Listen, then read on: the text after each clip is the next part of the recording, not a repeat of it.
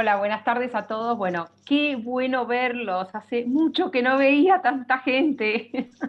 Ni a no a tanta gente, porque estoy acostumbrada así, pero a tanta gente conocida, que estoy acostumbrada a hablar por teléfono de, no sé, de distintas partes del país, gente a las que estuvimos trabajando notas y todo. Bueno, nada, un placer enorme verlos a todos acá juntos.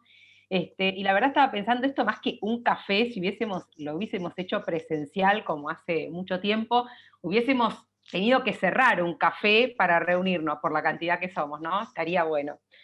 Bueno, eh, la verdad, este libro me tiene atrapada desde nada, desde que salió, hace más de un mes. Es súper interesante, pero sobre todo porque reúne cuestiones que venimos conversando con muchos de ustedes y bueno, y a través de la newsletter y de redacción, con lo que tiene que ver el impacto que tuvo y que sigue teniendo la pandemia en la educación.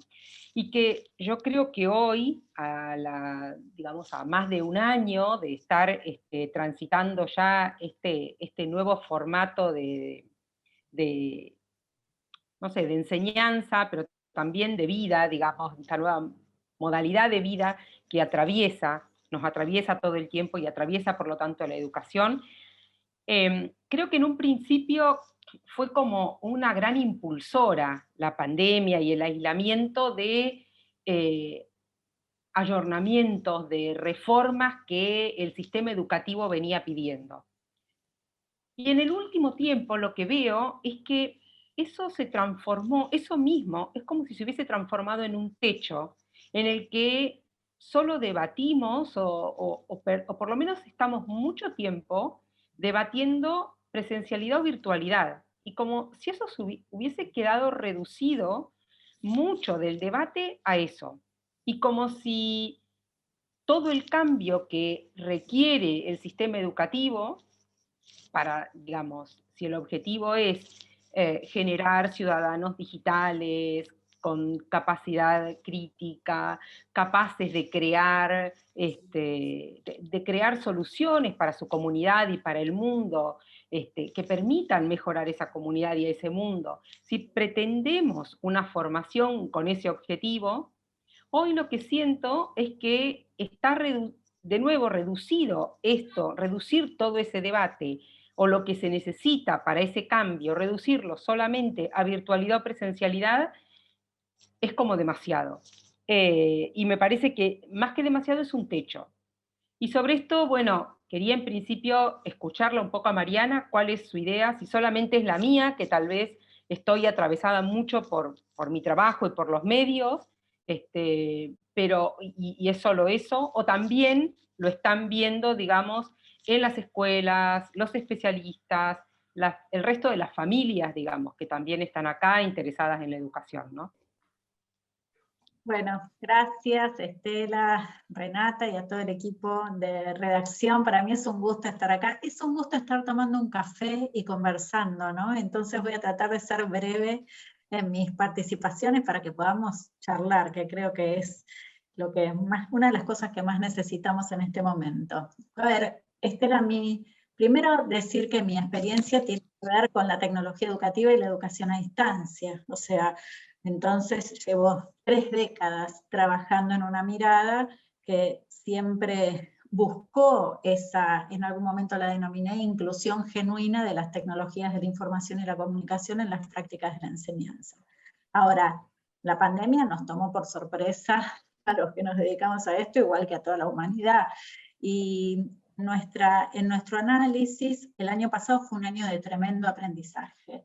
Y creo que gente que no había de repente puesto tanto el foco en pensar qué propuesta de enseñanza requiere la cultura contemporánea, y entre otras cosas requiere una propuesta de enseñanza atravesada por las tecnologías de la información y la comunicación, bueno, es la misma gente que con el cierre abrupto de los edificios escolares salió corriendo a decir, ¿dónde está el aula virtual? ¿Tenemos aula virtual? ¿Cómo vamos a hacer? ¿Quién la tiene? ¿Quién me ayuda? ¿Cómo subo? ¿Cómo bajo? ¿Cómo? Entonces, eso generó un proceso de aceleramiento que se ve en todos los niveles del sistema. Ahora bien, yo reconozco, y eso lo planteo en Educación en Pandemia, como dos fases. Una primera fase que fue, yo en un momento dije no al revoleo, porque una fase de mucha preocupación de poner a disposición, mandar materiales, subir cosas, en el reconocimiento de que hay dificultades tremendas todavía de conexión, de dispositivos, de inclusión digital en general. Pero pensando en lo que había, bueno, ¿cómo hacemos para que las propuestas les lleguen a los pibes?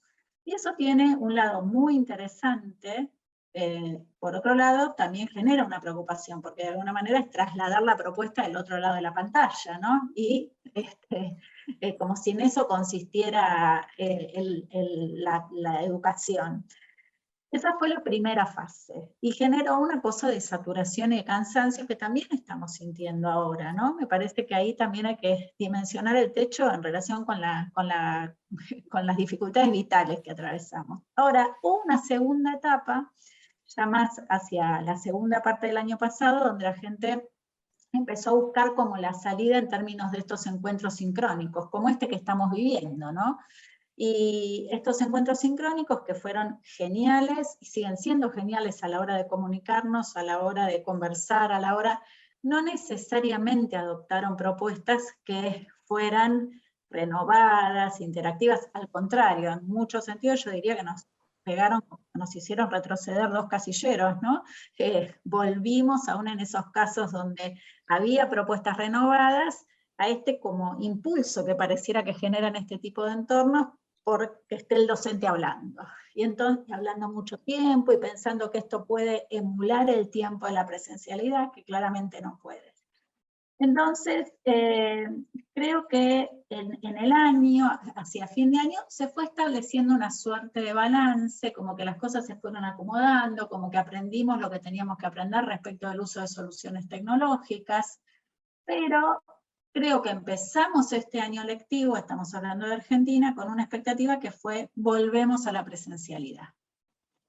Y me parece que esa fue como la expectativa un poco distorsiva a la hora de pensar prácticas de la enseñanza, porque yo creo que con pandemia o sin pandemia, en cualquier caso, y casi les diría en cualquier nivel, nosotros tenemos que poder generar propuestas que al mismo tiempo sean físicas y virtuales, porque en eso consiste la construcción del conocimiento contemporáneo. Ustedes, digo, manejan un medio y vienen manejando un medio hace 1 año y pico, probablemente sin haberse visto presencialmente nunca, y continúan haciendo construcción de información, propuestas de llegada a la comunidad, intervenciones públicas, etcétera, etcétera. Ese me parece que es el tipo de escena que tenemos que poder manejar en un mundo que sin pandemia va a requerir que eso que vos definías muy bien como sujeto crítico, creativo, transformador, se haya formado en una escuela donde todo eso es al mismo tiempo, sucede al mismo tiempo en una escena de lo presencial y de lo virtual. Y si trabajamos con esta hipótesis, eso nos permite llevar mejor adelante propuestas en situaciones de intermitencia, en cierres parciales, en cierres abruptos, en las condiciones complejas que trae la vida en pandemia. Ahora bien, la pregunta es, cuando uno piensa con esta doble lógica, y ahí tomo mucho la inspiración de Alessandro Barico en un libro que se llama The Game, las propuestas no alcanza con que sean subidas a una plataforma o puestas a disposición en un entorno. Tienen que tener un rediseño que centralmente es pedagógico y es didáctico. Uno puede hacer que un grupo de estudiantes con sus docentes o con varios docentes estén generando una construcción tremendamente original, interactuando, repartiendo roles, revisando, trabajando con otras plataformas, desde una base que es un encuentro sincrónico como este. Ahora, eso requiere tenerlo preparado, tenerlo pensado, tenerlo diseñado como propuesta, porque si no, no pasa. Lo que pasa es que están los docentes hablando solos, las cámaras apagadas y los chicos jugando en otra aplicación al mismo tiempo. Esos son los casos en que hay acceso tecnológico estable. Entonces me parece que nuestro problema, ¿cuál es nuestro techo? Digo, de nuevo, hay un problema de inclusión digital y hay que hablar de esto. Ahora, cuando hay acceso El techo está haciendo que aprendimos a usar las tecnologías, pero no necesariamente a rediseñar las prácticas de la enseñanza, en las posibilidades que ofrecen los entornos extendidos. Y ahí, bueno, es donde tenemos todo para hacer. Se abrió la puerta, todavía no se vuelve a cerrar, pero la pregunta es si vamos a poder aprovecharlo.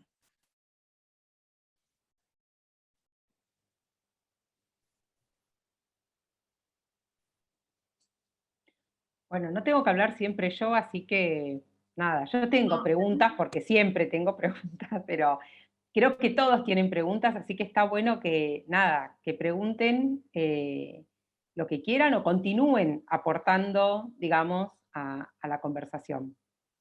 Mariana, mi nombre es Gabriela Montesano, yo vivo mitad de la semana en Mar del Plata, mitad de la semana en Buenos Aires y trabajo como docente, y una de las cosas que a mí más me preocupó, trabajo con chiquitos que tienen dificultades de aprendizaje, ¿no? Entonces, una de las cosas que a mí más me preocupó fue, como vos hablaste de 2 etapas, yo creo que hubo esas etapas de las que hablas, pero fundamentalmente creo que hubo una etapa, que fue la primera, que era esa necesidad de volver a lo de antes, ¿sí?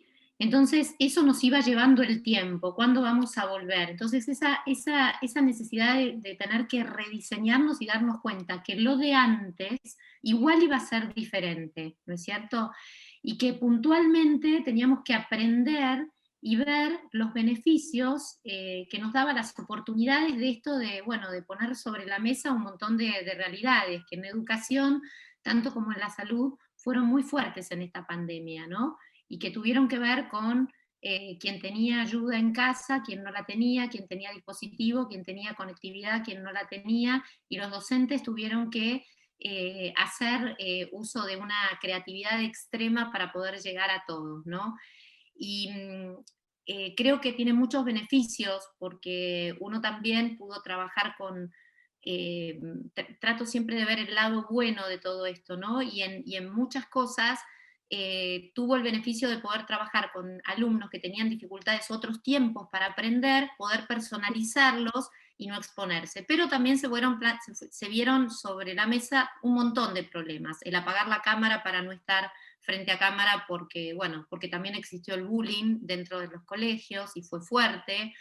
Y también el otro día escuchaba yo mucho en televisión esto de todos los estudios que por ahí hay en Stanford y bueno, y en otros lugares de la fatiga de Zoom y todo esto, pero yo creo que no se adapta tanto a nuestro país, porque la verdad que nuestros chicos fueron muy pocos los que tuvieron el privilegio de poder tener tanto Zoom y de poder contar con sus docentes, ¿no? Creo que a nosotros se nos planteó otro problema y que llegó el momento de que esto de la educación en línea sea realmente una educación en línea y que, bueno, que hagamos todos fuerzas para que todos tengan esa igualdad de oportunidades, ¿no? Porque la verdad que así como a nosotros en una reunión común se nos corta el Zoom, hubo chicos que obviamente si ya de por sí estamos en una etapa donde nos cuesta mantener la atención de nuestros alumnos, si no tienen buena conectividad y no se pueden conectar, desaparecen como vos bien dijiste.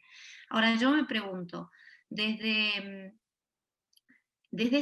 esta manera de revertir todo esto, ¿no? Como docentes, ¿cuál sería las opciones?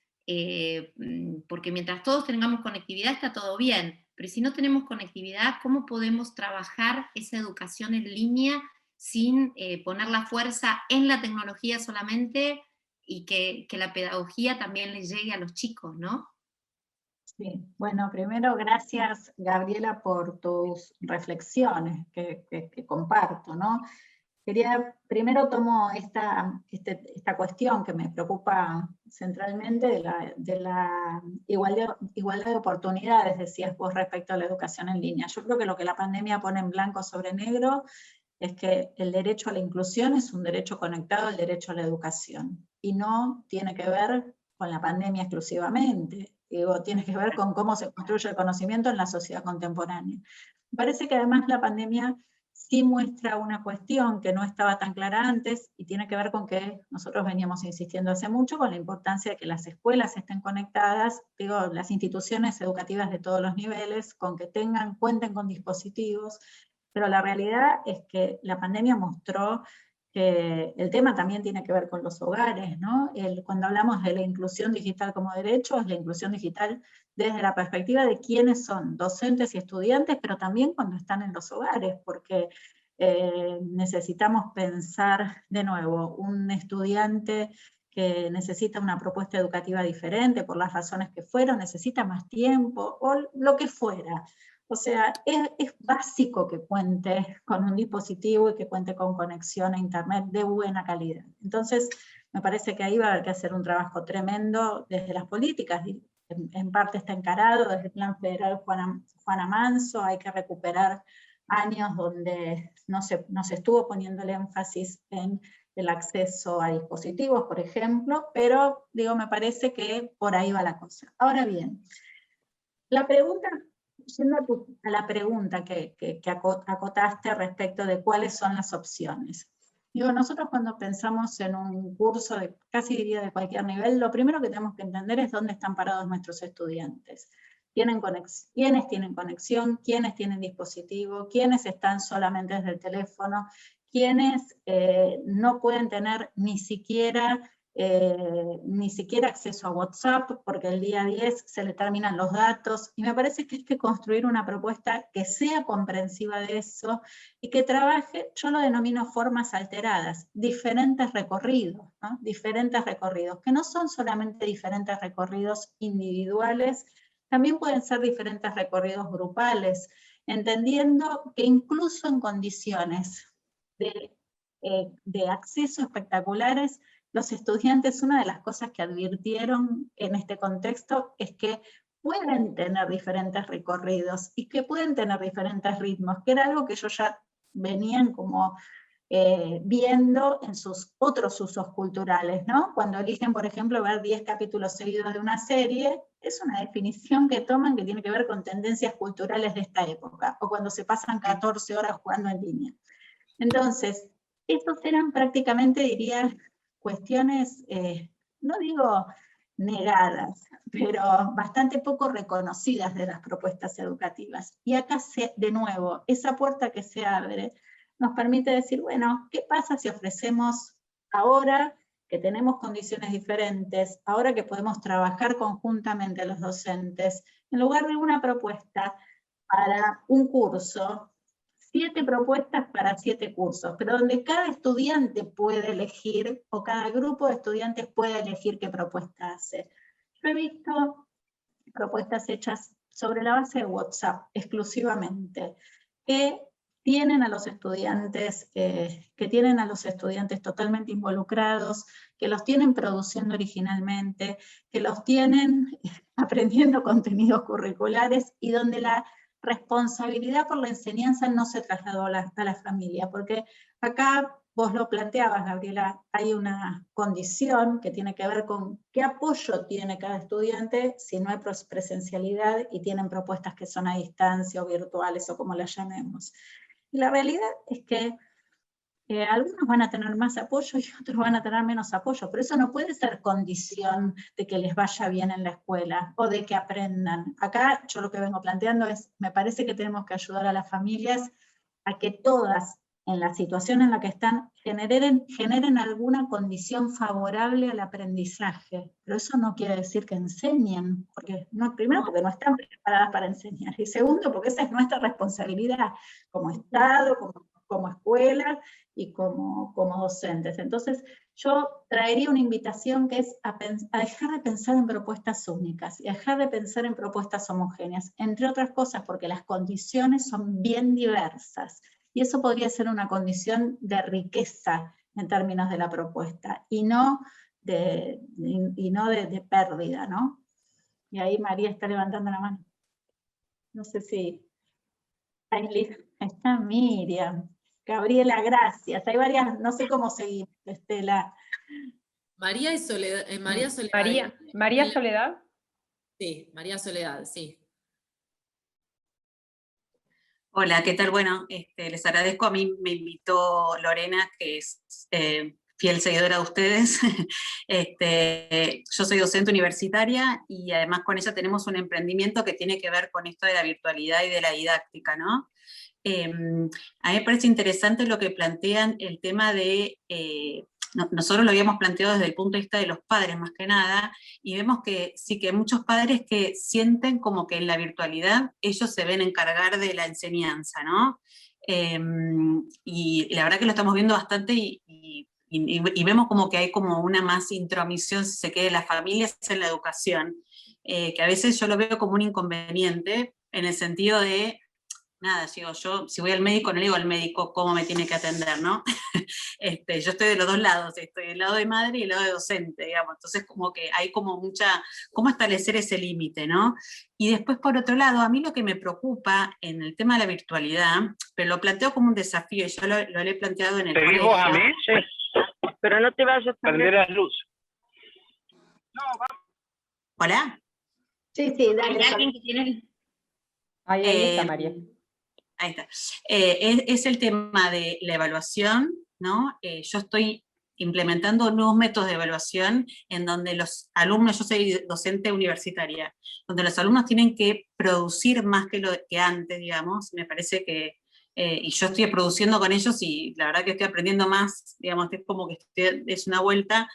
Si hay otras maneras, o si puede hablar la especialista en el tema de evaluación, y después el tema de la comunicación, porque esto también me parece que está pasando, que tenemos estas vías de comunicación y sin embargo, sobre todo con las instituciones educativas, hay poca comunicación. Digo, ¿cómo se puede mejorar esos dos aspectos? El tema de la evaluación, en realidad son tres, el tema de la evaluación, el tema de la comunicación, y después este límite o esta cosa de decir, bueno, hasta qué punto la familia, que me parece que es importante, la comunicación de familia-escuela, hasta qué punto no está ahí en el límite rayando ya en la cosa que ya me parece que no construye, ¿no?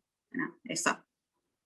Gracias, María Soledad. A ver, yo me resulta interesante porque en educación y en pandemia lo que hago, tengo tres partes, el libro tiene tres partes, hay una tercera parte a la que le llamo guía de supervivencia, y prácticamente que estos son todas cuestiones que tomo en la guía de supervivencia, pero en el dicho con seriedad, ¿no? Me parece que hay cosas que necesitamos como revisar, porque si no se pone todo muy difícil, y vos de alguna manera lo estás señalando, situaciones de presión que nunca se vivieron en los últimos años.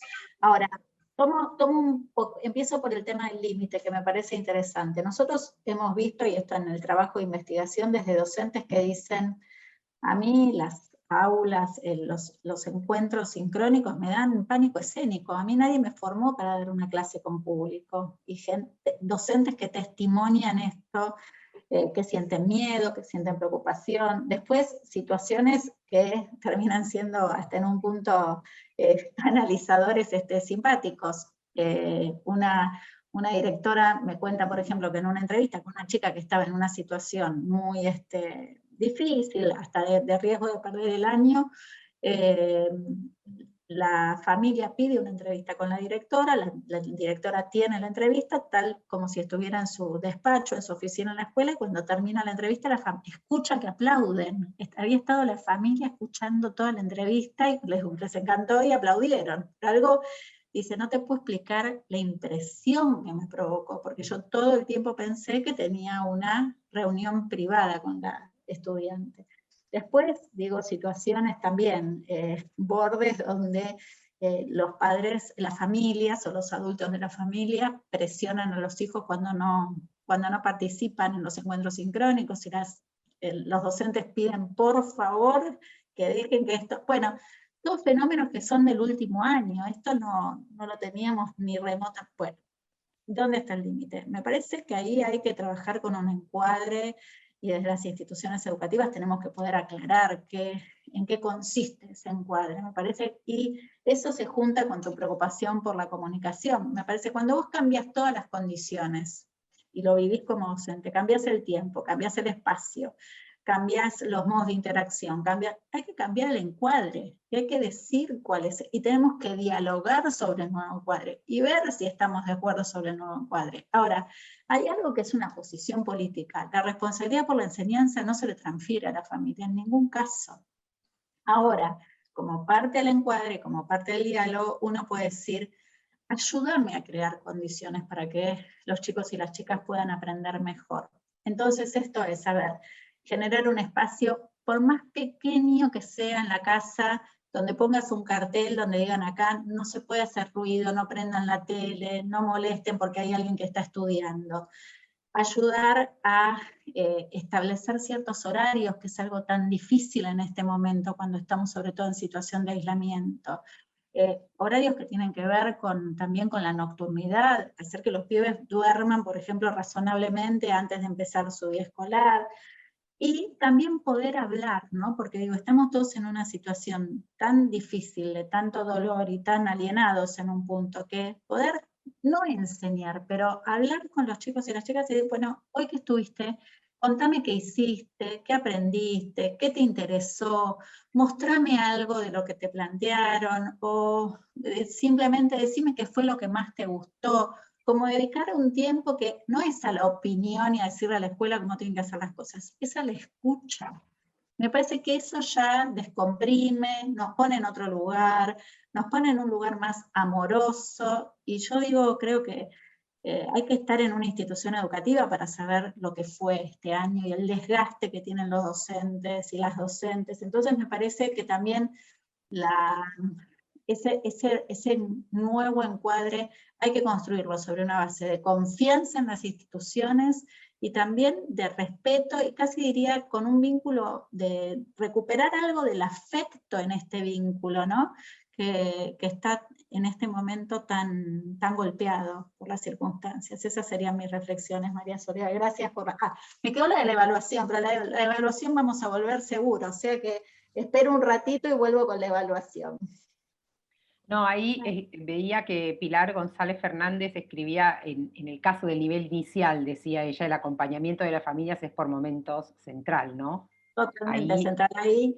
Mi amiga Patricia Sarlé, que es especialista en nivel inicial, que no es mi caso, me dijo en un momento, Marian, mirá este video, que es un video que produjeron los jardines de Fontana, en Chaco, donde las escuelas mandaron propuestas a las casas hermosísimas que tenían que ver con la cocina, que tenían que ver con actividades cotidianas, ¿no? Y que también tenían que ver con el baile, y tenían que ver con contar cuentos sobre monstruos. Fíjense la inteligencia de esas maestras, sobre, bueno, temas diversos. Y lo que les pidieron a las familias es que registraran todo lo que los chicos y las chicas iban produciendo.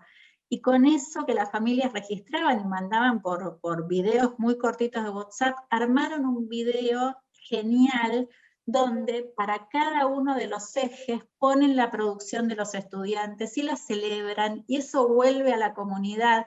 Y eso fue un encuadre claro, hecho en nivel inicial por maestras brillantes que dejaron todo y que lograron una construcción que es desde el punto de vista social totalmente relevante, hecha en el momento más difícil de la vida, que es en una pandemia y estando aislados. Y la consigna fue muy sencilla a la familia, no tenés que hacer nada más que ayudar a que esto suceda y grabarlo brevemente. Y explota la magia, ¿no? de las docentes. Nosotros, yo quiero, perdón. Miriam, perdón, Pilar, habla. No, quería compartir dos, yo soy de nivel inicial, como dijeron recién, y es una modalidad muy, muy, muy distinta a la universidad, y el año pasado hicimos algo parecido, que con las fotos que los chicos iban mandando de sus trabajos, y fotos que se sacaban ellos con el trabajo, hacíamos todas las semanas un video donde compartíamos en la plataforma de Padlet con los que ellos habían hecho, y fue como un estímulo positivo, que como que los chicos decían, sí, por favor, obviamente les pedimos autorización a los padres, y los padres me decían, sí, por favor, ponelo porque hace el trabajito para que salga en el video la foto. Ni menos. Pero, Pilar, si lo buscas, digo, en las bases teóricas, ¿no? Si no leyeron, bueno, se los súper recomiendo el trabajo de Jerome Bruner, La educación puerta de la cultura. Hay un postulado, Bruner lo elabora como un postulado, que es el de la externalización. Y tiene que ver con hacer público, con sacar, Bruner dice algo así como sacar la actividad cognitiva del ejercicio privado y ponerla en la esfera de lo público, pero además la externalización que tiene que ver con lo colectivo. Y digo, nunca estuvieron las condiciones dadas, imagínate, ese libro tiene un montón de años, nunca estuvieron dadas las condiciones como más que en este momento para la externalización, hacer público. Y pasa lo que vos decís, los chicos quieren encontrar un sentido a lo que hacen, quieren encontrar, y hacer público es no solamente encontrar un sentido, sino que articula con las tendencias culturales de las que ellos participan y en las que se reconocen, que tienen que ver básicamente con las redes sociales.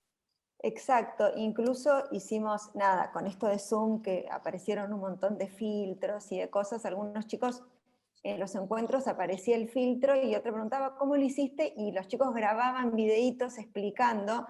Obviamente tenían como un montón de recursos digitales que lamentablemente no todo el mundo tiene, y después también los subíamos al Padlet, desde esto de, bueno, estamos todos aprendiendo juntos, y como esto de que podemos aprender unos de otros, y la verdad que fue muy interesante. Y también hicimos algo que a mí me encantó, con el tema de, en inicial se sintió mucho la falta del vínculo con los chicos, que es tan importante, y empezamos a hacer como Zooms de recreo, en los que nos juntábamos grupitos chiquitos, que llevaban unas galletitas para compartir, como si estuvieran en el patio, y donde charlábamos de cualquier cosa, como decía recién Mariana. Cada uno compartía distintas cosas, y fue, nada, en el nivel inicial siempre es importante el vínculo, pero el nivel inicial es lo que sostiene todo. En todos los niveles, Pilar, en todos los niveles. Fíjate, me encanta esto que contás, ¿no? Nosotros en la clase, cuando termina el horario de encuentro los lunes, en nuestra materia de la facultad, decimos, bueno, terminó. El que se quiere ir se puede ir, pero el que se quiere quedar, se puede quedar. Y nos quedamos charlando. Es como que para mí es como la emulación del pasillo, ¿no? Porque yo desde que termino la clase hasta que llego a la calle, bueno, tengo 25 conversaciones distintas con los alumnos que dicen, no, profe, tal cosa, y le cuento tal cosa, y contame tal otra. Y se quedan 30 y pico de pibes, y vos decís, claro, esto es, pero de nuevo, Pilar, como lo estás planteando, porque me parece clave, hay que ponerlo en la propuesta. No pasa espontáneamente, no pasa espontáneamente. Tiene que ser una construcción que conforme la propuesta pedagógica. Tal cual. Me encanta. Buenísimo. Un placer conocerte, Pilar. No, encantada. Miriam Prado, ¿tenías la mano levantada? La profe Sí. Miriam Prado. Hola. Yo digo, Mariana no me reconoce, estoy con estas fachas, chicas, estoy todavía con secuelas post-COVID y me duele la cabeza. Un placer. Yo soy la fan de Mariana total, porque si yo tengo que hacer un listado de todo lo que aprendí con Mariana, no termino nunca. Pero mucho de la didáctica. Yo trabajo en 13 cursos de secundaria y trabajo en superior, y cada cosa que leo y recomiendo es fabuloso. Pero tengo preguntas que me preocupan mucho, Mariana, que tiene que ver un poco con esto que decías del encuadre, porque yo pensaba, si no hay un encuadre institucional, porque yo sigo sintiendo eso en algunas escuelas. Yo trabajo en 4 escuelas secundarias, y excepto en una, a ver, hay un encuadre en una con el cual yo no acuerdo, por ejemplo, con cosas tan, parece que el WhatsApp, una escuela muy carenciada, donde el único medio de comunicación que tenemos es el WhatsApp, y parece que te tuvieras que manejar en el WhatsApp como si estuvieras en una escuela de la década del 70, con todo lo peor que eso conlleva, ¿no? Hasta no se pueden usar emojis en los mensajes con los estudiantes, basta. O sea, pavadas no, yo le digo, dámelo por escrito y lo corto ahí, digamos. Pero, ¿qué pasa con esto de cuando tu encuadre de la clase es diferente al encuadre institucional? A ver, Miriam, sí, yo creo, primero, Miriam, sabes de cuánto admiro todo tu trabajo y todo lo que haces, y te sigo y te escucho cuando Muchas gracias. nos lees. Yo creo que para generar disrupciones en el sistema educativo, uno siempre tensa ciertas condiciones, ¿sí? Yo pongo como ejemplo los exámenes. El sistema le dice tal día tenés que entregar las notas, pero después el sistema no tiene tanta regulación como para ver, por ejemplo, cuántas veces devolviste esa evaluación para que el estudiante la arregle. En tanto tal día vos tengas las notas. Ese es como el ejemplo para mí de alteración de las condiciones. Entonces, creo que uno, cumpliendo todas las regulaciones, puede ir tensando ciertas condiciones para generar, no porque uno quiera ir a hackear el sistema, para generar mejores prácticas de la enseñanza. Creo que la pandemia lo que produce de hecho es una suerte de hackeo, como lo llamaría Lila Pinto, en el currículum, y ahora todos estamos de acuerdo en que hay que hacer una priorización curricular. Esa es una oportunidad tremenda. O sea, hasta te diría, Miriam, me quedaría con esas que son centrales, ¿no? Hay cosas que uno dice, bueno, con emoji, sin emoji, pero si estamos priorizando contenido, que es lo que venimos sosteniendo que hay que hacer hace no sé cuántos años y ahora está legitimado. La alteración del espacio que se está dando de hecho, porque los edificios están cerrados, o porque abren, cierran, o porque van a cerrar en breve, o etcétera, etcétera. La del tiempo, que es la que más se alteró, y yo no creo que la estemos exprimiendo lo suficiente en beneficio de las prácticas de la enseñanza. Los vínculos de los que estamos hablando acá, que están en una zona tremenda de replanteo, y la evaluación. Entonces, si vos, estoy siguiendo en este caso a Lila Pinto, ahora les voy a copiar ahí un texto de ella que me parece interesante al respecto de esto. Si uno puede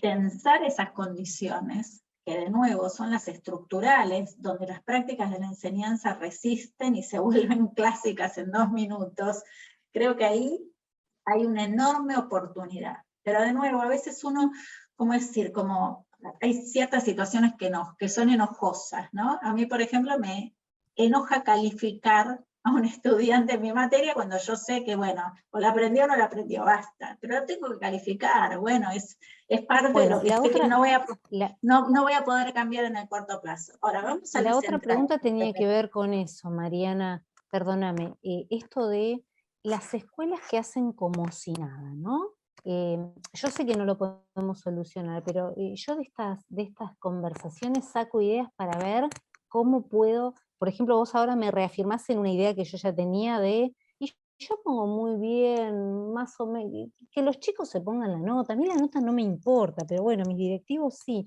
Entonces yo siento que me acaba de llegar un mensaje, ya completaron las planillas, con cuántos trabajos mandaron, y cuántos, o sea, no le importa a nadie si después aprenden. Mira una cosa, yo una vez tuve el privilegio absoluto, ahora lo pienso y digo, qué privilegio, de escuchar en un congreso en Nueva Orleans a Michael Apple, pedagogo crítico si lo sabes, ¿sí? Y Michael Apple dijo, le preguntaban sobre las pruebas de evaluación nacional, te estoy hablando de hace 20 años atrás, y Michael Apple dijo, hay que resistir y hay que tratar de cambiarlo y hay que tratar de que no suceda, pero mientras tanto hay que formar a los chicos y a las chicas para que las aprueben, porque si no las aprueban les van a sacar apoyo a la escuela, los van a sacar... Y a mí me quedó eso casi como un principio de vida, ¿no? Hay cosas que uno tiene que hacer que sucedan porque el sistema funciona de esa manera y porque si no entras como en una zona de paria institución. No, pero mientras tanto la verdadera revolución para mi gusto es la de generar prácticas de la enseñanza transformadoras que hagan que los chicos y las chicas salgan y quieran cambiar el mundo, porque esta es una porquería como nos está quedando claro. Entonces yo pondría el énfasis así no sea institucional. Así no sea institucional. Pero pensando dónde podés mover, ¿no? ¿Qué se puede mover? Para que la propuesta sea mejor, para que ningún chico se vaya. Porque el problema no es si pones emoji o no pones emoji. El problema es que estamos reteniendo a todos los pibes dentro del sistema mientras transitamos una pandemia. Bueno, gracias Miriam. Un beso gigante. Ahí les pasé también el documento de Lila Pinto. Nieves Tasencich Hola, Nieves. Hola, hola, ¿cómo les va? Buenas tardes a todos. Yo en realidad me quedé con una reflexión. Yo justo estoy terminando una maestría en gestión educativa, pero que tiene como finalidad no la tesis académica, sino un proyecto de intervención. Es como más práctica. Y estoy un poco en estas cuestiones. Y me quedé con esto que vos decís de que digamos, con este nuevo modo de lo virtual o de las clases virtuales, o online, o como quieran decirlo, también accedemos a la construcción del conocimiento, y que ahí se abre una puerta, ¿no? Pero esa puerta no tira casi por completo los cimientos de esa escuela homogeneizadora que se pensaba, que todavía en el siglo XXI prácticamente estaba. Digo, no nos tambalea desde ese lugar terriblemente, más allá de la práctica en sí misma, que nunca dimos clases a través de un teléfono, a través de una tablet, digo, desde ese lugar. Eso por un lado. Y también vos decís, traten de que los chicos, obviamente, que esa es la función. Yo soy profesora de historia en el nivel secundario. Y obviamente que con los adolescentes es difícil.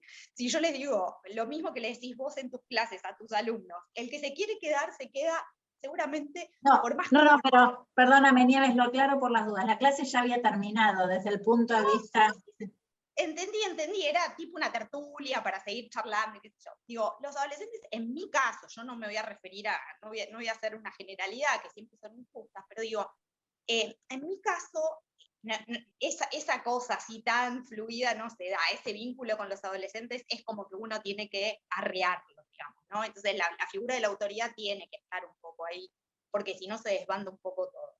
De hecho, yo planteo hace poco en una reunión plenaria el tema de darle clases a cuadraditos con cámaras apagadas. Y bueno, che, ¿qué pasa con esto? Yo creo que la docencia también es una puesta en escena. Con la presencialidad, o sin ella o con ella, o sea, creo que el que es docente es un poco actor. Todos somos un poco eso. Y entonces también perdón, Nieves, sí. Perdón, Nieves, no sé si era, perdón, Estela, no sé si era parte del plan, pero se me ocurre mucha bibliografía para recomendar y la voy recomendando, ¿sí? Por supuesto, yo la estoy recopilando a su vez para después, vemos con Renata, pero lo más probable es que se los cuelgue en el grupo de WhatsApp que tenemos, o los voy a ir compartiendo después en Reaprender, así que lo más probable es que tome muchas cosas de acá y les sigamos conversando en Reaprender. Así que sí, perfecto, todo lo que aporten, todo lo que quieran todos aportar, esa es la idea. Entonces también ahí me remito, y ya para cerrar, para no hacerlo tan largo, digo, la idea de evaluación también me hace agua con el tema de lo digital. Digamos, creo que hay un poco de lo escénico que a mí me falta, verle las caras a los pibes, ver el vínculo entre ellos, el vínculo conmigo a través de una pantalla mediatizada. Yo siento como que ahí la evaluación hay que buscarle una vuelta de rosca, porque he corregido muchos trabajos el año pasado durante toda la pandemia que te das cuenta que se lo pasaban entre ellos y que, bueno, le hacían un... Por supuesto, que se lo pasaban entre ellos. Nieves, pará, me tiraste de todo y si perdón, voy recogiendo un poco. Primero, te compartí acá un libro que a mí me fascina, que es La enseñanza como arte de la representación. Es un libro que ya tiene unos cuantos años, hermosísimo, de Simon Sarason, que dice un poco lo que estás diciendo, que hay una puesta en escena y que esa puesta en escena requiere mucha preparación y requiere entrenamiento y requiere práctica. A mí hay una idea de este libro que me encanta, que es cómo se llega al Carnegie Hall, ¿no? Cómo se llega a cantar y hacer un espectáculo y dice practicando. Entonces hay algo de todo ese libro que me fascina y me lo hiciste acordar. Pero voy a ir tomando punto por punto. El tema del tambaleo. La escuela tambaleaba, digamos la verdad, tambaleaba antes. Lo que pasa es que la estamos tratando como de sostener para... A mí el libro de Barico, que lo mencioné al principio, ahora lo voy a compartir, me da una pista muy grande. Barico dice, estamos viviendo un tiempo de revolución mental que los docentes no entendieron. Así lo dice. Los docentes no entendieron la revolución mental de esta época. No habla solo de los docentes, dice el humanismo en general llega tarde a la revolución mental. Y yo tengo la sensación de que la pandemia como que nos ayuda a ponernos a tono con eso, con una revolución mental que es cultural en los términos de Barico. Me parece interesante. Ahora, si vos ves el efecto de la pandemia, es que la gente salió enfervorecidamente a defender a la escuela. Yo no sé si defienden la que era, pero porque hay algo que también tenemos que decir al mismo tiempo, que la escuela sostiene la mayor parte de la vida económica, social de las familias con estudiantes de una perspectiva organizativa, con lo cual, ¿cómo no la van a defender? Ahora, en esta tensión que se da entre el tambaleo y el reconocimiento, nosotros tenemos que poder inventar una escuela mejor. Y no es mejor por, como decía mi maestra Edith Litwin, por las luces de colores. Es una escuela mejor porque es más inclusiva, porque las escuelas, el sistema educativo era profundamente expulsivo en los términos esas que se hacen. Entonces, en ese sentido, una escuela que reconozca la diversidad, que trabaje con diferentes trayectos, una escuela que sea amorosa en el vínculo. Yo siento que hay también una cierta romantización de los vínculos que teníamos con los estudiantes. Vos decís, bueno, vos lo estás diciendo, no me dan tanta chance, pero en general la gente dice, no, los vínculos que teníamos. A ver, yo creo que tenemos una gran oportunidad de ahora construir muy buenos vínculos. Ahora bien, ¿cómo te da eso? ¿Cómo lograrlo? Y ahí me parecen varias pistas para pensar. Una, les voy a compartir también acá el trabajo de Jorge Carrión, que es un diario de pandemia, tiene un formato especial, pero me parece que vale la pena leerlo, que tiene que ver con comprender las tendencias culturales que nos rodean. Comprender las tendencias culturales que atraviesan a nuestros jóvenes, que tienen que ver básicamente con los fenómenos virales. ¿Cuánto entendemos de eso nosotros? Además, Carrión dice, fenómenos virales que no son tan fáciles de capturar, que son, él dice, objetos culturales vagamente indefinidos, ¿sí?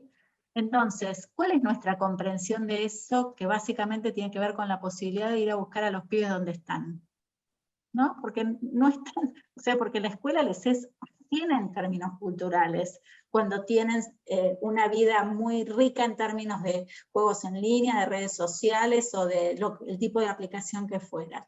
Entonces, ¿cómo vamos a ir ahí? A buscarlos, a generar prácticas de la enseñanza que reconozcan esos sujetos culturales que son.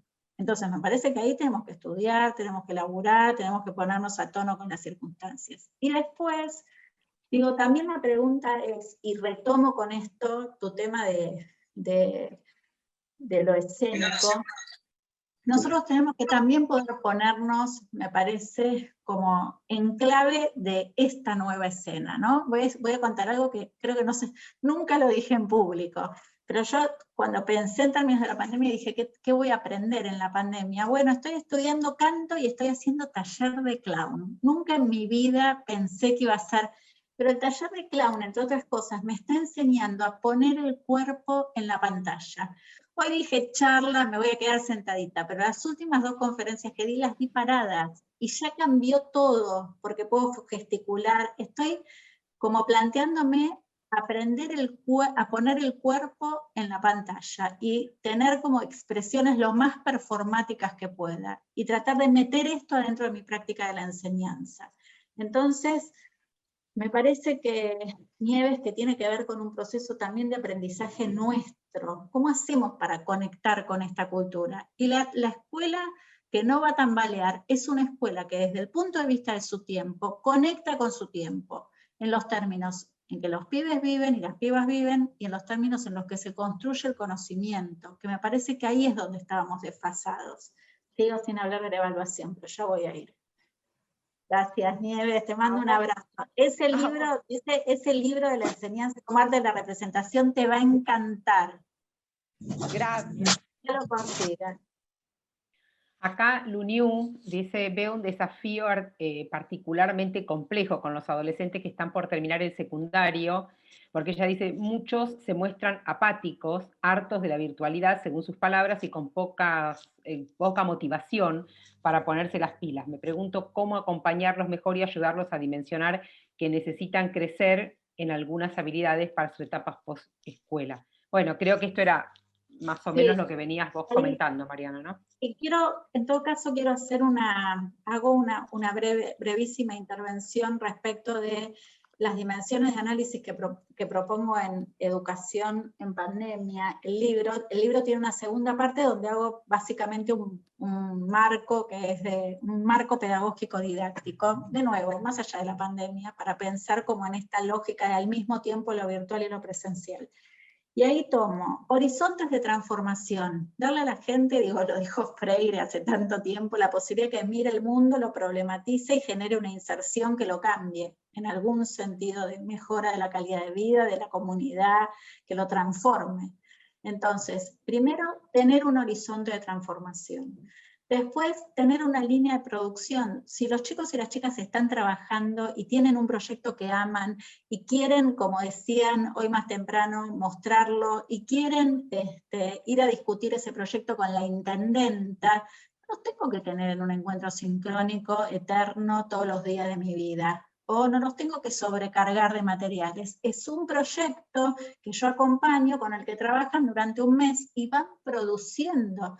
Y ahí el hecho de estar en las plataformas nos permite ir mirando lo que están produciendo. Y ahí, comentarios sobre la evaluación. Para mí esa es la evaluación. Poder mirar lo que van produciendo, ir reconociendo lo que están aprendiendo e ir valorando lo que están aprendiendo. Y cuando no están aprendiendo lo que tienen que aprender, hacer ajustes, intervenciones oportunas que nos permitan decir, no, por acá no es, vayan por allá, muévanse.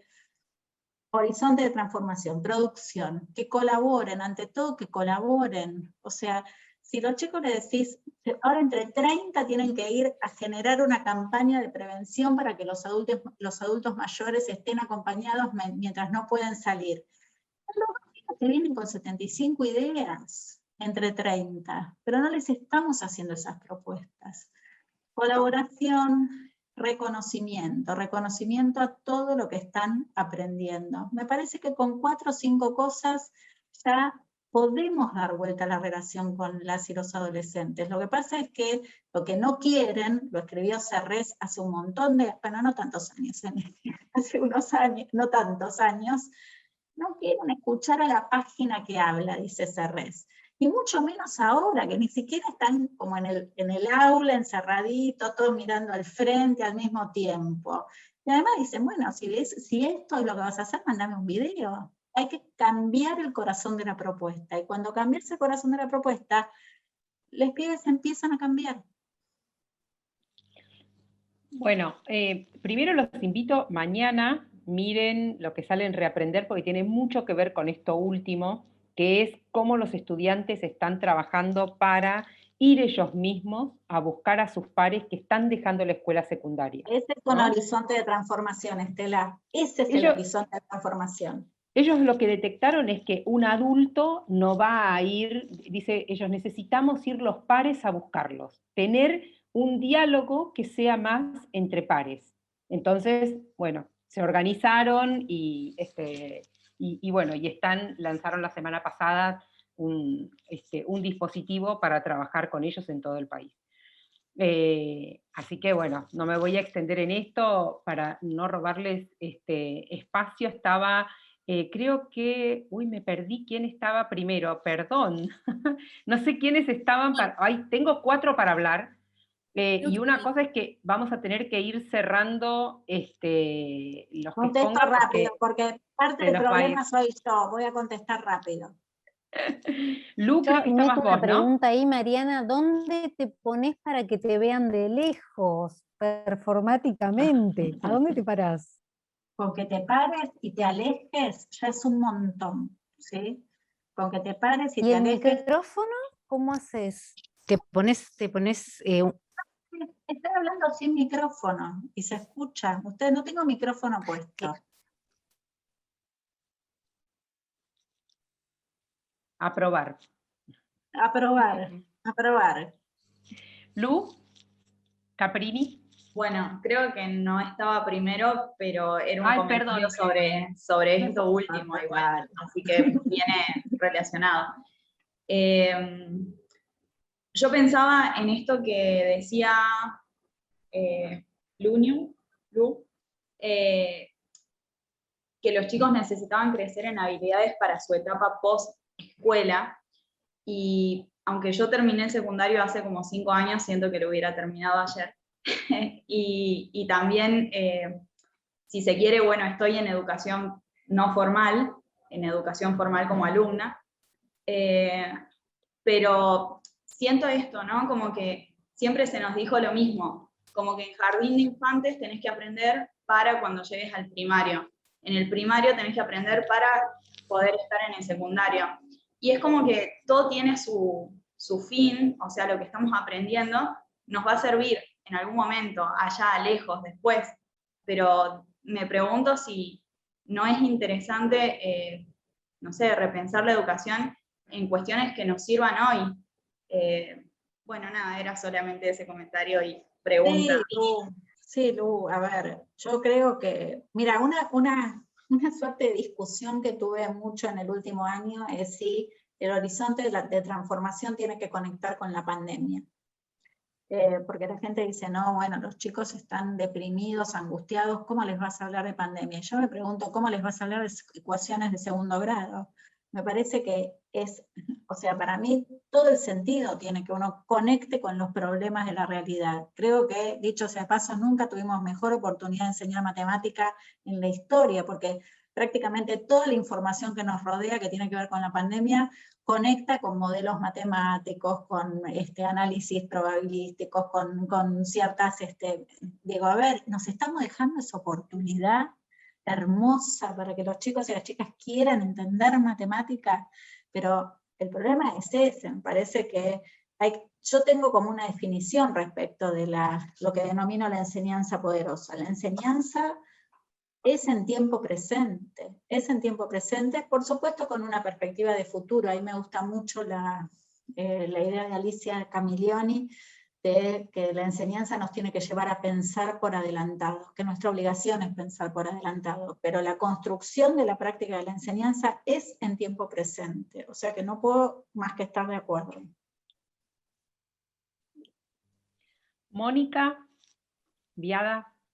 Sí, buenas tardes, ¿qué tal? Hola, Mónica. Bueno, cada uno que fue interviniendo me fue dando letra y voy a tratar de ser breve. Yo soy docente en el nivel superior, en primer año en una universidad masiva. Creo que el año pasado y este han sido totalmente diferentes. El año pasado, yo digo que sostengo que aprendemos en todas las situaciones, pero en las situaciones difíciles aprendemos más rápido, a los ponchazos, como se quiera, pero mucho más rápido. Entonces el año pasado hicimos cursos, aprendimos, dominamos un montón de cosas. Lo primero que hicimos en primer año, nosotros tenemos el preconcepto de que los jóvenes desconocen la tecnología. En su presentación les preguntamos, bueno, cuáles eran sus expectativas y sus miedos, y el principal miedo fue no entender el aula virtual, no poder sostener la virtualidad, no poder tener la conectividad suficiente. El miedo fue la tecnología, no saber cómo estudiar. El miedo fue la tecnología. Para nosotros fue una sorpresa. Entonces nos propusimos mantener el vínculo. Y el vínculo fue un grupo de WhatsApp con 100 alumnos. Ese grupo de WhatsApp que funcionó 24/7 y que fue el cable a tierra. Fue impresionante lo que logramos, o sea, lo que capaz que no se logró con el aula virtual, con todas las actividades, Mónica, lo logramos con el grupo de WhatsApp, e incluso haciendo actividades didácticas y ejercicios cortitos, pero fue la conexión, fue el poder descargarse. Contaron sus cosas personales. Mi abuela y mi abuelo se murieron la semana pasada de COVID, quién sabe dónde puedo ir a hisoparme, lo que quieran. Fue todo el grupo de WhatsApp totalmente desinhibidos, generaron confianza y generaron continuidad. Yo creo que muchos se sostuvieron en el sistema universitario por ese grupo de WhatsApp. O sea, no sé si le estoy atribuyendo demasiado mérito, pero... No, Mónica, a ver, creo que si se lo atribuís es totalmente sentido. Nosotros tenemos propuestas semejantes, estamos haciendo lo mismo. Yo tengo toda la materia desde el primer día en un grupo de WhatsApp, se presentan ahí, traen sus imágenes, traen sus interrogantes para la materia, interactúan. Después se van a muchos otros lugares, pero nos quedamos ahí, como vos decís, 7x24, hay un equipo que todo el tiempo está monitoreando a ver si pasa algo, y me parece que si eso es clave de retención, eso hay que hacerlo, Mónica, o sea que de mi parte, aplausos. ¿Le tienen miedo al aula virtual? Yo también le tengo miedo al aula virtual, hago todo lo posible por no ir, porque me resulta, entre otras cosas, un anacronismo, ¿sí? La gente no, va a las aulas virtuales de la misma manera que iba a las aulas físicas, no está ahí. Los chicos están...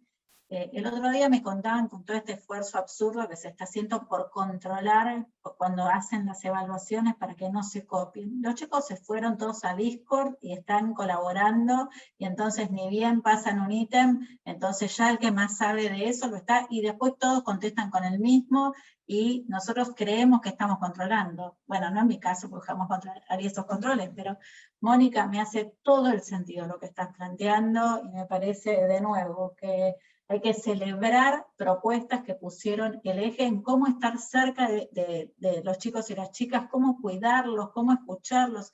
Yo se lo comentaba a Estela hoy, tengo ese mismo tipo de situaciones, estoy llamando uno por uno a los 6 que no se presentaron al parcial, y te dicen, bueno, el día del parcial se murió mi papá de COVID. Claro, yo si no la llamo no me entero de eso. Los estamos yendo a buscar uno por uno, entre otras cosas, porque tenemos esa propuesta de comunicación. O sea que sí, para mí es por ahí. Y una sola cosita más, esta vez del otro lado, sí yo noto que sigue habiendo dependencia de los alumnos. Por ejemplo, en nuestra tarea que es básicamente de escritura, y la escritura es individual, bueno, todo lo que quieran, hemos hecho devoluciones colectivas. Digo, aprovechen las dificultades, los problemas que tuvieron sus compañeros, porque pueden ser los de ustedes en el futuro y se ahorran ese error futuro. Hemos hecho muchas devoluciones colectivas, y sin embargo cada uno pide, y yo profe, y dígame a mí, y en qué me equivoqué, y eso genera mucha demanda y mucha dependencia del docente, y mucho trabajo extra, porque creo que la virtualidad nos ha demandado muchísimo más que la presencialidad en hora silla, hora pantalla, hora de todo, ¿no? Simplemente ahí, eso, Mónica, que la dependencia se mantiene para mí. Mira, nosotros ahí estamos con una búsqueda semejante, hacer reconstrucciones todo el tiempo, las reconstrucciones toman lo colectivo, toman la producción colectiva, la devuelven al grupo, la vuelven a mostrar, y me parece que uno puede balancear la sobrecarga si empieza a trabajar con esas estrategias. Si entregaron primero, si son 70, que no entreguen 70. Bueno, en algún momento puede ser individual, pero no puede ser todo el tiempo individual. Si son grupales, igual devolverlas al grupo. Y me parece, el otro día pasó algo que yo misma en general digo, trato de anticipar las definiciones que tomo un día cuando me voy a encontrar con mis estudiantes, pero me tomó por una cierta sorpresa, ¿no? Me dijeron, pero ¿esto ustedes van a hacer una devolución sobre esto? Y dije, habiendo dicho que lo íbamos a compilar y que lo íbamos a devolver para todo el grupo, y dije, no. Y dije, bueno, ¿y ahora qué va a pasar? No pasó nada, después están todos muy contentos de poder leer los trabajos de sus compañeros, y se dieron cuenta que había mucho valor en leer toda la producción y entender que habían planteado otros. Ahora, es un antes, ese no para mí, ¿no? Como en mis búsquedas es un antes y un después. Dije no, y dije a ver qué pasa. Y bueno, me la banqué, no pasó nada. Acá está. Gracias, Mónica, un placer conocerte. Mónica, ¿de dónde sos? ¿De dónde es la universidad desde la que...? La Facultad de Ciencias de la Comunicación de la Universidad Nacional de Córdoba. Y gracias, para mí también un placer. Tenía muchas referencias, pero nunca la había visto en vivo. Ahí el viernes voy a estar con Gaby Zabulski en su sí, la conozco. El viernes estoy con ellos a las 4:30. Bárbaro. Bueno, Martín Sondón. Hola. Yo soy de La Pampa, de General Pico, una ciudad, la segunda ciudad de La Pampa.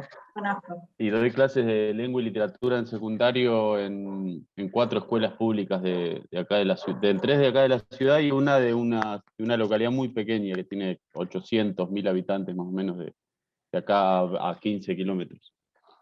Y nada, escuchando, a mí me pasa que yo empecé a dar clase, yo estudié comunicación en Córdoba, sumando ahí a Mónica que contaba, y yo hasta los 40 años pensaba que iba a ser eso de mi vida hasta que empecé a dar clases y como que me di cuenta que nada, estoy adelante del aula y ahí es donde no quiero irme nunca.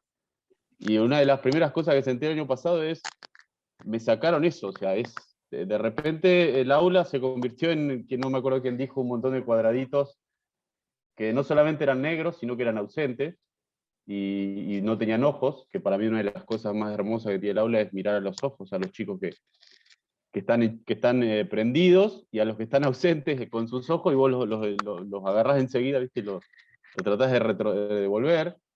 Y fue un trayecto así de, bueno, y este mes que no sé qué, bueno, este mes menos, voy a entregar menos trabajo, este mes ya Fue todo un año como que parecía que iba a volver el aula rápido, y nunca volvió. Acá en La Pampa fue medio raro, porque iba y venía, cuando volvió después se volvía a ir, y volvía, pero eran 2, y a la semana eran 5, y no sé qué. Y yo me parece que es tan evidente lo que estamos hablando de la reformulación de la escuela, es tan... que a mí me pasa que estoy todo el tiempo experimentando dentro del aula, o ahora del aula virtual, porque siento que la escuela esa en la que entré y que era presencial hace 2 años, ya no me deja de representar, porque o sea, yo dentro del aula es como decías vos, Mariana, es en aquellas, hace ya inexistentes jornadas institucionales ya, era todo el tiempo bajadas de esto, hay que hacer esto, este año vamos a trabajar con proyectos, este año vamos a hacer otra cosa. Y en el fondo uno sabía que entras al aula y lo que tenés que hacer es dar clase y sentir que los chicos aprenden. Y eso lo hago siempre. Pero a mí lo que me llama mucho atención este año, que a mí me dio como que me puso medio pesimista, es que siento que después de 1 año y medio casi, en general, no hubo una cohesión educativa. O sea, seguimos con el mismo individualismo docente, que yo lo siento, bueno o malo, porque por lo bueno hago lo que a mí me parece, uso mi intuición, toda la formación que tuvo, qué sé yo, pero por otro lado decís, che, pero estoy trabajando medio solo en algún punto, ¿no? No hay una institución detrás o que me avale, o que me diga, che, vamos todos para allá. Y por otro lado la cuestión ministerial o de gobierno, ¿no? Es como que me parece que no se aprendió nada en este año y medio, en términos tan simples como los chicos están aprendiendo, están haciendo eso que vos decías de Freire, están saliendo al mundo a cambiarlo, realmente llenando planillas. Y a mí me da un poco de temor de que esto sea mucho más largo de lo que todos queremos que sea, digamos, porque no es lo mismo que pasen 6 meses en pandemia a que pasen 3, porque ya 3 años es un ciclo orientado en la secundaria, de chicos sin conexión con libros de papel, sin conexión con el profe que les explica cómo leer, que les intertextualiza los libros, y eso, o sea, una cosa son 6 meses, otra cosa son 3 años, y a mí eso me preocupa mucho, porque la escuela no se está reformulando. A ver, mira, Martín, primero yo creo que estamos, por lo menos quienes fuimos hablando, estamos de acuerdo en que hay que hacer un rediseño. Eso sería lo primero. Lo primero es que lo último que se pierde es la esperanza. Y yo creo que tenemos que sostenernos con un horizonte de esperanza y pensar en esas transformaciones posibles. Ahora, yendo a lo más práctico de lo que estás diciendo en términos de la práctica de la enseñanza, yo creo que hubo muchos movimientos de conformación de colectivos, mucha gente que empezó a trabajar junta que antes no trabajaba junta. Pero claro, no pasa en todas las instituciones, no todas las instituciones lo favorecen, no todas las jurisdicciones lo favorecen. A mí me parece que uno tiene que poder encontrar su propio colectivo. Y a veces eso tiene que ver con decir, bueno, no hay docentes que estén haciendo lo que yo hago o que quieren hacer la experimentación que a mí me gustaría hacer.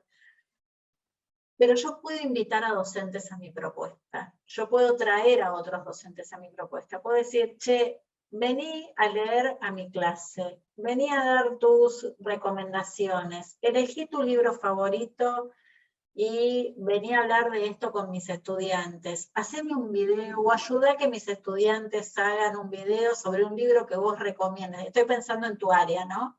Digo, cómo empezar a generar esas propuestas que hacen que otros vengan a tu propuesta de enseñanza. Me parece que eso empieza a tener esta idea de colectivo. Después está el colectivo que se conforma entre tus 4 escuelas, con tus pibes trabajando entre ellos, generando un newsletter, siguiendo la inspiración de Estela, que se lee en toda La Pampa y que habla de literatura, para pibes que como no se contactan tanto con los libros porque no están en las escuelas, entonces necesitan otras inspiraciones. Me imagino los adolescentes haciendo de booktubers para chicos y chicas chiquitos leyendo literatura infantil.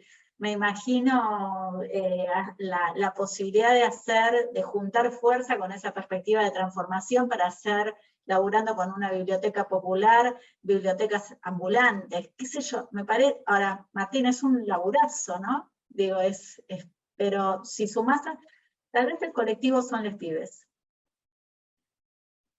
¿no? Tal vez el colectivo somos docentes codiseñando con estudiantes, y diciéndoles, bueno, ¿cuál es el proyecto que a ustedes los entusiasma y los llena de esperanza? ¿Cómo lo hacemos? Hay que traer al intendente, al gobernador, a los directivos.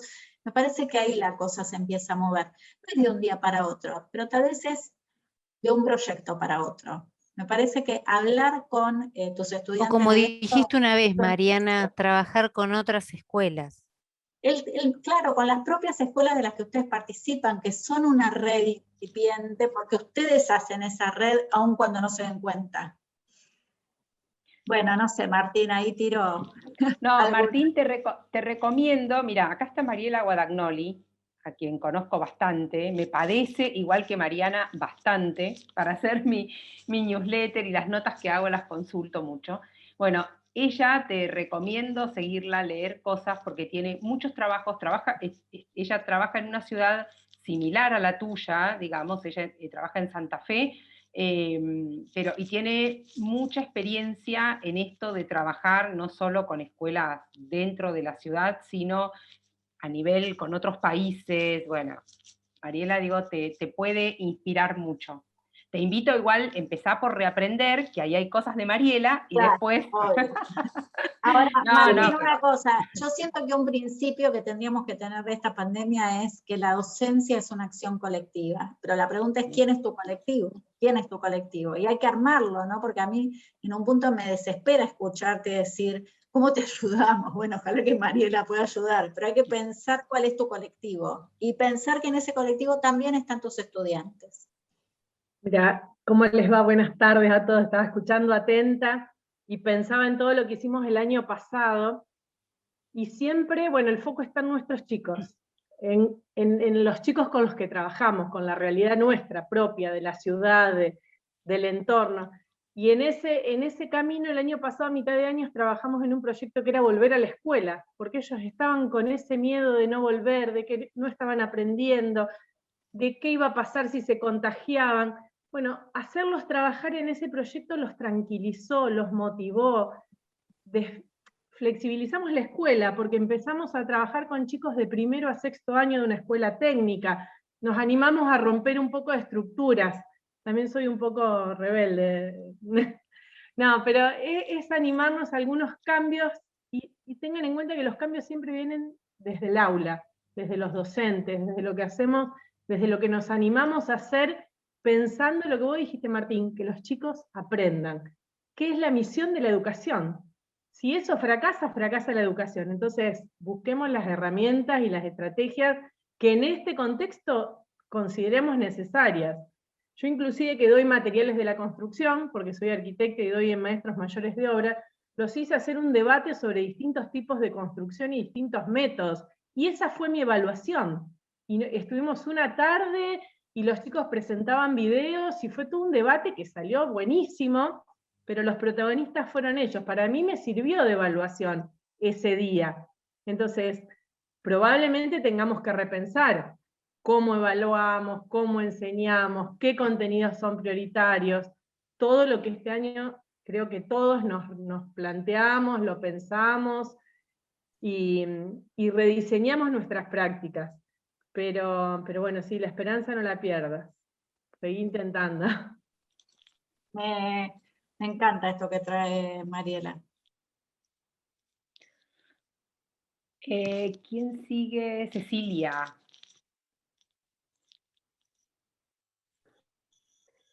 Bueno, hola, ¿qué tal? Buenas tardes. Antes que nada, estoy muy emocionada porque a Mariana la sigo hace mucho, así que me emociona estar acá en vivo. Y una idea, así como para seguir construyendo este colectivo, para Martín, porque me llegó mucho lo que contó, es como que sentí esa soledad que él siente de alguna manera.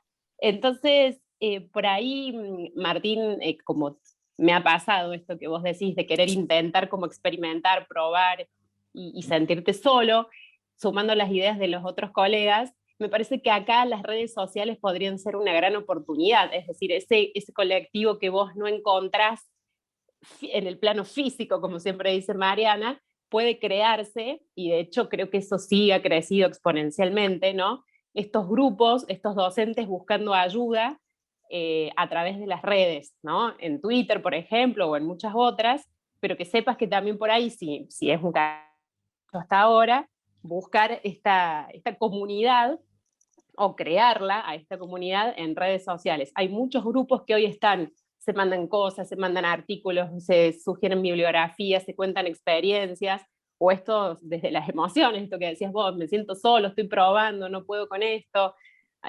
Por ahí una idea, me parece que, no sé si seguramente muchos me hicieron así que debe haber varios ahí ya participando a través de las redes. Para salir un poco también, ¿no? Sí, buenísimo. De las 4 paredes del aula, ¿viste? Esto que también tanto Mariana plantea en sus libros, de no pensar el aula en las 4 paredes, sino en esta aula que cobra otra dimensión, y tal vez tu aula está en la nube, así que ahí te podés encontrar con otros docentes. Yo me ofrezco, si querés, nos juntamos. Ya que grande. Nada más, eso.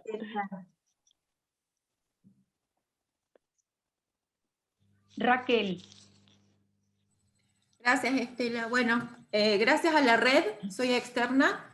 Me invitó, compartió la invitación Mónica Viada de Córdoba. Bueno, no sé si se nota que soy cordobesa también. Hola, pero un gusto, Mariana. Igual, date por acá, porque en las redes nos vemos todo el tiempo. Dos cuestiones. Una, preguntarte cuáles serían las 5 palabras que vos sugerís que tengamos presente al momento de pensar la evaluación en pandemia. ¿Cuáles serían esas 5 palabras para que podamos pensar tanto en el plano individual como en academia, ¿no? Como en el colectivo docente? Y en segundo lugar, asombrada de trabajo para una universidad mexicana privada y estoy reencontrándome con el espacio público argentino. Lo diferente que son las situaciones. La preocupación principal en nuestra universidad, que tiene además secundario, fue que los alumnos apagaban sus cámaras. Y la preocupación de los maestros era llegar a obligar a los alumnos a que mantuvieran sus cámaras prendidas. Y cubrir su carga horaria con clases que, como vos decías, ¿por qué no dejar un video grabado que lo puede ver el chico a las 3 de la mañana o a las 6 de la tarde, cuando los hermanitos ya han terminado de usar, por ejemplo, el Zoom, o los padres cumplieron su jornada laboral en línea, etc. Así como asombrada de estas diferencias que cada vez siento como más fuertes, ¿no? En esta brecha de los accesos, del acceso digital como un derecho. Bueno, a ver, estoy pensando en mis 5 palabras, Raquel. Las palabras son, la primera es reconocimiento. Yo creo que estoy usando una idea bastante básica para hablar de reconocimiento. Digo, ver el vaso medio lleno en lugar del vaso medio vacío, reconocer lo que se aprendió, ¿sí? Y para lo que no se aprendió hay que seguir enseñando hasta que se aprenda. Entonces me parece que el trabajo en las plataformas tecnológicas o en los entornos virtuales deja mucho rastro de lo que los chicos y las chicas están haciendo cuando producen y cuando colaboran y cuando intercambian. Entonces uno puede ir mirando y reconociendo los aprendizajes que ahí suceden. La segunda palabra es criterio, dejar claro desde qué lugar estamos juzgando el valor de sus producciones. Creo que hay algo de eso que en el último año se diluyó y hay que reponerlo. Los chicos y las chicas y también sus familias tienen que tener claro cómo es que se está juzgando el valor de lo que están aprendiendo. Y me parece que los criterios tienen que ser lo más transparentes posibles. Y después 3 que ya son más exóticas. Una tiene que ver con que en la evaluación, como en la práctica de la enseñanza, se produzca algo que es original, que no es la repetición de nada que existía antes de que uno haga la evaluación. Y eso no quiere decir sorprenderlos con algo que no saben. Al contrario, quiere decir darles la oportunidad de que creen algo, una idea, una pregunta, una imagen, una metáfora, lo que sea. Eso me parece, a mí es algo que me importa, que los estudiantes puedan como reconstruir algo y ponerlo desde su mirada creativa en la escena de lo que va a ser juzgado. La otra es que tenga momentos, esto es algo que nosotros ahora trabajamos mucho, desde hace tiempo, pero es que la evaluación tenga un momento individual, tenga un momento colaborativo, tenga un momento grupal pequeño, tenga un momento grupal más grande, tenga un momento de reconstrucción, y que todo eso suceda en la misma evaluación. Y eso, digo, primero que limpia la escena y dice, ya sabemos que están colaborando cuando lo están haciendo, pero en el momento en que es tu reconstrucción de lo que se hizo grupalmente, entonces va a ser individual, porque es tu mirada sobre lo que construyeron grupalmente. Entonces, que tenga... Y después, me parece que este es un lindo momento para dar evaluaciones alternativas, como para, no en el sentido de ir cambiando el ejercicio, sino recorridos distintos de evaluación. Esta puede ser una propuesta para evaluar lo que hicimos, para lo que recorrimos, pero esta puede ser otra, y esta puede ser otra, y vos elegís cuál es el camino que querés recorrer. En el último parcial nosotros hicimos 6 parciales, distintos, todos apuntando a la misma base cognitiva, que es lo que habían aprendido en la materia de tecnología educativa hasta la mitad de la materia. Y no pasó, una de las cosas que a mí me preocupaba era que todos eligieran la misma fórmula, para nada, incluso se fue como muy balanceada la elección. Entre 6 posibilidades hubo mucha elección de cada una de las 6 posibilidades, y eso es algo de lo que estamos explorando en este momento. Y respecto a lo otro que planteabas, Raquel, yo creo que es un fenómeno bastante regional, si quieres que te diga el de qué pasa con las cámaras, etcétera, etcétera. Yo digo, los chicos tienen las cámaras apagadas, no hay nada que justifique que las tengan prendidas. Si hacemos propuestas donde tienen que interactuar, donde tienen, aunque sea mirarse a los ojos, fíjense, retomando lo que planteaba Martín antes, ¿no?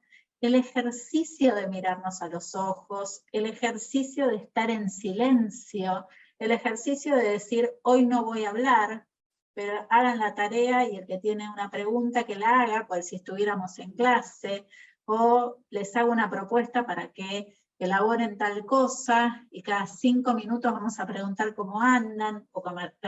Digo, todo lo que no estamos experimentando en los encuentros sincrónicos, y me parece que ahí hay que juntar esta fuerza de las redes que planteaban antes para decir, bueno, ¿cómo vamos a experimentar para sacarles otra cosa? Que no se nos sobreimponga la tecnología, que nosotros le saquemos a la tecnología con nuestra fuerza pedagógica la propuesta que realmente queremos.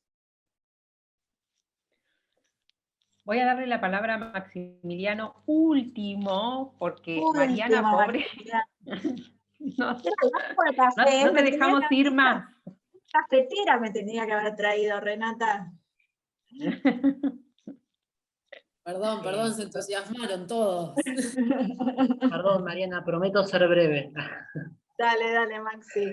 No, ante todo, primero agradecerles por este espacio, también los comentarios y los aportes que fui escuchando. La verdad que está bueno porque te saca como esto como mencionaba Martín, esto de sentirse solo. Tal vez fui escuchando diferentes comentarios, y en todos en algo uno se siente identificado, o en algún momento alguien pasó por esto. El año pasado me ayudó un montón ser parte de la especialización en gestión educativa de Flaxo, y que el camino para aprobar es un proceso de escritura, y un poco la conclusión final a la que llegaban todos los participantes y las participantes era como la figura de ese docente como transformándose, y esa idea de docente artesano, de docente bicho, caminando un poco en los intersticios que te van dejando los chicos y las chicas por el aula. Creo también que la pandemia va teniendo como diferentes etapas. Hay un momento como de mucha expectativa por aprender, por conocer lo novedoso. Creo que hay un momento en que las viejas estructuras vuelven nuevamente como a querer sistematizar algunas cuestiones, ya sea desde lo burocrático, desde la carga de horas virtuales. Me parece que es una puja, que hay una lucha ahí, que bueno, que es natural que se dé porque hay algo viejo que se está cayendo y algo que no termina como de terminar por desarrollarse, y tranquilamente esto se puede ver en la sociedad y en los sistemas donde estamos viviendo. Tal vez en este momento lo que a mí, lo que estoy pensando en esto que vos señalás de identificar, atender los diferentes recorridos en donde están nuestros estudiantes, me pasa que siempre siento que llego con el coso de la nafta, el bidón de nafta por la mitad, con un 50, claro.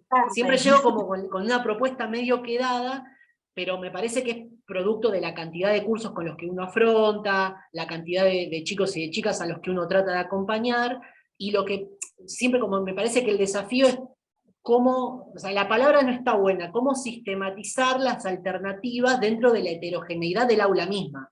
O sea, sabemos que el aula es diversa y es súper heterogénea, y lo ideal sería como presentar diferentes recorridos, diferentes trayectos. Bueno, tal vez ahí lo que estoy en la búsqueda constante de repensar recursos, actividades, estrategias, y bueno, siento eso, como que siempre llego como con el último suspiro, y a veces yo le digo a mis alumnos y alumnas de diferentes cursos, bueno, miren, son muchas aulas, esta semana le doy más bola a ustedes, la semana que viene, sí, no, la honestidad ante todo, pero no, pensaba esto, como cómo poder abarcar la heterogeneidad de alguna manera que también para nosotros sea como sostenible, dado, bueno, no sé... Mira, a ver Martín, es como para volver a empezar este café, ¿no? Me iría a hacer un café para esta pregunta o esta reflexión. Pero, a ver, varias cosas. Una, nosotros trabajamos hace tiempo con la idea de tendencias culturales, ver las tendencias que emergen, no las que se están diluyendo, e ir a trabajar ahí, ¿sí? Entonces, hoy, ¿cuál sería el desafío? Y si los pibes se están moviendo de Instagram y TikTok a Twitch y Discord, bueno, vamos a ir a ver qué está pasando ahí, y vamos a ir a generar propuestas experimentales ahí, y a ver qué onda, y las documentamos. Cuando digo experimentales digo de generar experiencias con eso, documentarla, mirar qué pasó y seguir ajustando la propuesta. Ahora, cuando vos pensás en términos de estas plataformas a las que los pibes se están moviendo, pienso en el caso de Miriam, la profe Miriam Prado, que saca una propuesta un día a la noche, que Miriam no me acuerdo cuál es, pero creo que es lunes, donde lee a sus estudiantes y nos lee a los que estamos en la red. Eso es para sus 4 escuelas, para todos los cursos que tiene. Entonces me parece que ahí es donde de repente pegas como el salto en términos de la nafta, ¿no? Porque como estás diciendo, a ver, pensemos antes de la pandemia. La didáctica clásica era hegemónica y estaba totalmente conectada con unas ciertas organizaciones al interior de las instituciones educativas. Y van a pugnar, como vos decís. Entonces, a ver, me parece que la salida es colectiva, o en todo caso hay que pensar desde lo colectivo, hay que elaborar con otros, y entre esos otros están los pibes siendo codiseñadores de las propuestas, pero además con un profundo reconocimiento de hacia dónde están yendo, no de dónde se fueron.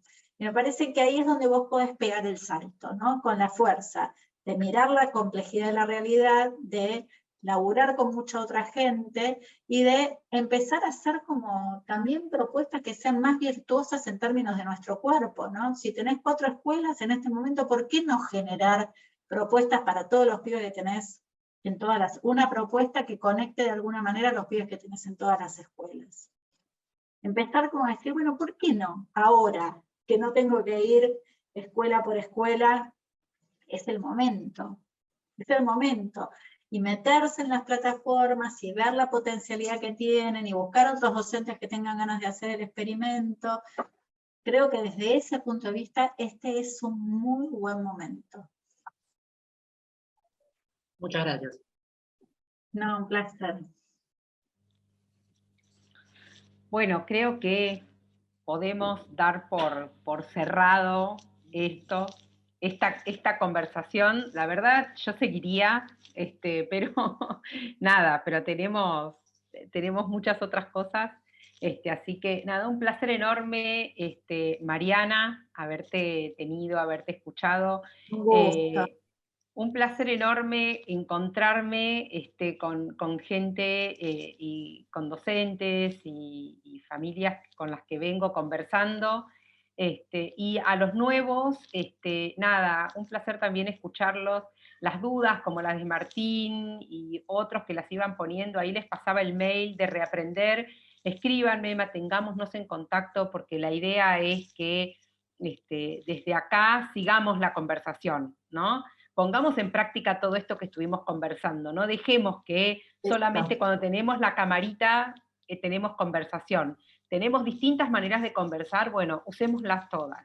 Tenemos Reaprender, tenemos esta posibilidad, tenemos redacción, nada, hay un equipo enorme en redacción dispuesto a mantener esta conversación.